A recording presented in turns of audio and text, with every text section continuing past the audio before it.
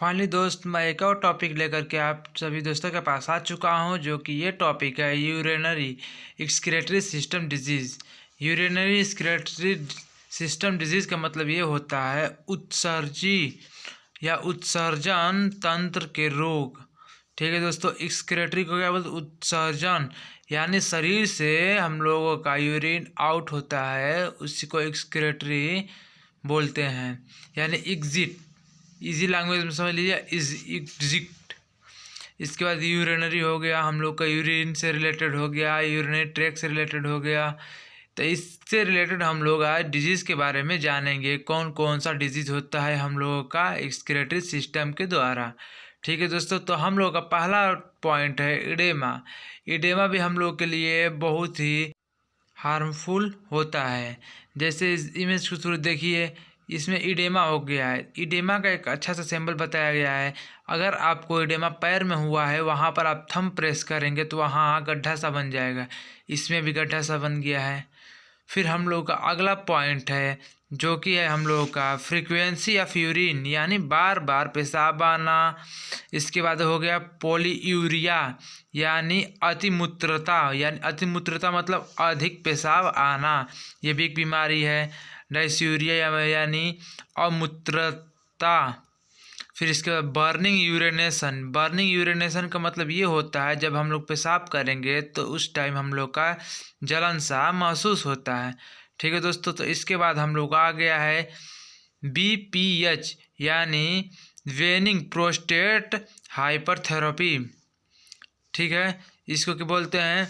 जो प्रोस्टेट होता है हम लोग का, इस इमेज के थ्रू देख सकते हैं कि ये जो यूरिनरी ब्लैडर है, ये जो फर्स्ट वाला है वो नॉर्मल है, और सेकेंड वाला है वो कि इनलार्ज प्रोस्टेट। जब प्रोस्टेट हम लोग का लार्ज शेप में हो गया है, जो हम लोग का यूरिन एक्सक्रीट करने का जो रूट है, वो रूट प्रोस्टेट की वजह से दब गया है। इसकी वजह से हम लोगों को पेशाब अच्छे से नहीं होता है। ठीक है दोस्तों, ये इमेज के थ्रू आप इजीली समझ सकते हैं। फिर दोस्तों हम लोग का अगला पॉइंट है, जो कि है रिटेंशन ऑफ यूरिन, यानी मूत्र बंद हो जाना।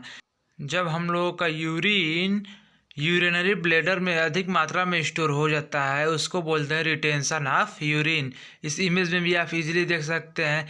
अगर हम लोग के यूरिनरी ब्लैडर में अगर यूरिन हम लोग को ज़्यादा मात्रा में स्टोर हो गया है, तो हम लोग उस टाइम कैथेटर का यूज़ करते हैं, जो कि हल्का सा जो नीला कलर में है, वो देख सकते हैं कैथेटर है। कैथेटर लगा करके हम लोग अपना इजीली यूरिन को बाहर निकाल सकते हैं। कैथेटर भी कई टाइप के होते हैं, एज के अनुसार, साइज़ के अनुसार लगाया जाता है।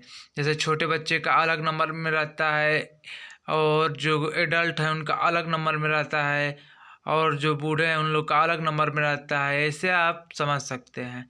ठीक है दोस्तों, तो और हम लोग का अगला पॉइंट है, जो कि हीमेट्यूरिया बोलते हैं। हीमेट्यूरिया यानी आप समझ सकते हैं, हीमा का मतलब ये होता है हीमोग्लोबिन। हीमोग्लोबिन यानी इसमें रेड कलर में आना। यूरिया, ट्यूरिया लिखा है ना, तो यहाँ यूरिया होगा। यूरिया यानी यूरिन से रिलेटेड। ब्लड और यूरिन को मिलाकर बोलते हैं हीमेट्यूरिया, यानी मूत्र में रक्त आना। ठीक है दोस्तों, इस इमेज के थ्रू देख सकते हैं, जो फर्स्ट वाला येलो है वो नॉर्मल यूरिन है। इसके बाद सेकेंड वाला जो है उसमें रेडनेस है, यानी लाल है, यानी ब्लड उसमें प्रेजेंट है। ठीक है, अब इसके बाद हम लोग का अगला पॉइंट है यूटीआई। यूटीआई को हम लोग बोल सकते हैं यूरिनरी ट्रैक्ट इन्फेक्शन। यूरिनरी यानी हम लोगों का यूरिन जो कि यूरिन एक्सक्रीट करने का रूट है, उस रूट में ट्रैक यानी रूट इन्फेक्शन हो चुका है, इसलिए हम लोग यूटीआई बोलते हैं। इसका फुल फॉर्म ये होता है यूरिनरी ट्रैक्ट इन्फेक्शन। कई बार तो एग्जाम में पूछा है कि यूटीआई का फुल फॉर्म क्या होता है। ठीक है दोस्तों, और अधिकतम किनके अंदर यूटीआई होता है, यानी यूरिनरी ट्रैक्ट इन्फेक्शन, तो जान लीजिए अधिकतम, सबसे अधिकतम महिलाओं में होता है। इस इमेज के थ्रू आप देख सकते हैं, जो यूरिनरी ब्लैडर है, इसमें bacteria travelling of the urethra के द्वारा ट्रेवलिंग करते हैं। यूरेथ्रा के द्वारा ट्रेवलिंग जब करेंगे तो वहीं से हम लोगों का यूटीआई फैलता है, यानी बैक्टीरिया के द्वारा हम लोग का इन्फेक्शन होता है। फिर उसी के बाद हम लोग का दूसरा रूट बताया गया है बैक्टीरिया फ्रॉम स्किन, यानी स्किन के द्वारा हम लोग का बैक्टीरिया ग्रो कर सकते हैं, और रेक्टम, ठीक है, ये दोनों के द्वारा हम लोग का बैक्टीरिया ग्रो करते हैं यानी इन्फेक्शन फैलाते हैं। ठीक है दोस्तों, तो हम लोग का अगला पॉइंट है जो कि है हम लोग का सिस्टिस। सिस्टिस का मतलब ये होता है इन्फ्लामेशन ऑफ यूरिनरी ब्लैडर। जो हम लोग का यूरिनरी ब्लैडर यानी मूत्र का थैली होता है, उसमें हम लोग का इन्फ्लामेशन हो जाता है, उसे हम लोग कभी कभी तो हम लोग का यूरिनरी ब्लैडर में सीवियर पेन होता है, यानी बहुत तेज का दर्द भी होता है। ठीक है, तो और हम लोग का अगला पॉइंट है यूरेट्री कोलिक।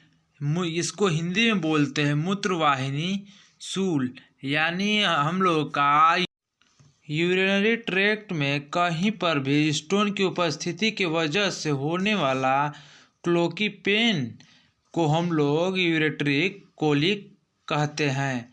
ठीक है दोस्तों, इस इमेज के थ्रू आप देख सकते हैं कि यह यूरिनरी ट्रैक्ट में यहाँ पर स्टोन की उपस्थिति है, तभी ये बताया जा रहा है यूरिनरी कोली। फिर हम लोग का अगला पॉइंट है जो कि है यूरिनरी कोलकुलस।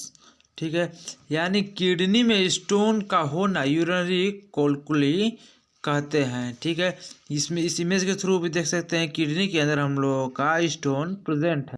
फिर हम लोगों का अगला पॉइंट है नेफ्रोटिक सिंड्रोम।